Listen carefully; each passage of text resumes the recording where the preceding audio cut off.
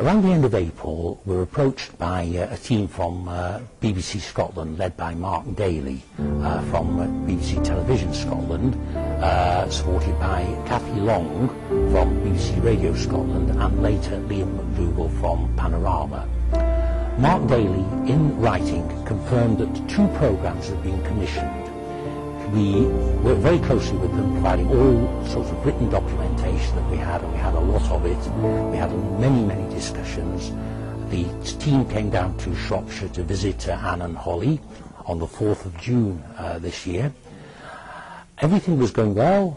They were very happy that everything stood up, and they were determined to expose these people. Not only in Hollie's case, but they had also told us that they discovered other instances of paedophilia in Scotland which they were investigating.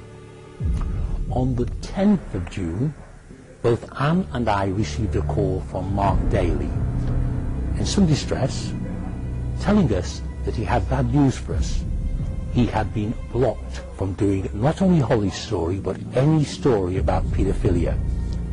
He insisted that he had stood his ground in trying to say that he really felt this should be done, but was told finally that if he continued, he and the team continued in investigating any stories into paedophilia in Scotland, they would be dismissed.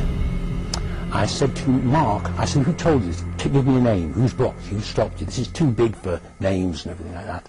He refused to do so. And obviously subsequently has not contacted me again, despite the fact I've left the door open for him, as is the case with Cathy Long.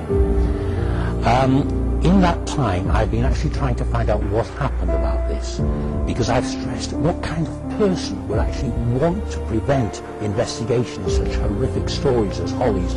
I couldn't understand the mentality of the person who would want to stop a story like that coming through.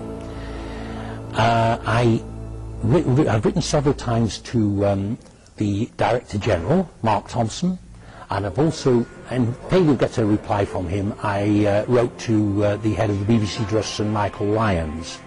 Neither of these gentlemen have had the courtesy of replying to me in any way yet, even to acknowledge my letters, which I think is a disgrace.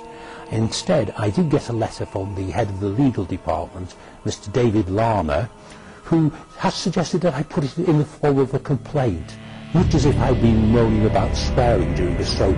That was his attitude.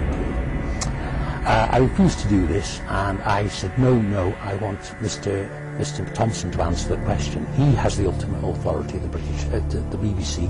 This, I believe, is one of the most scandalous stories in BBC's history, and certainly one of the most shameful, and I insist that he answers who it was who stopped Mark Daly and the team, and why.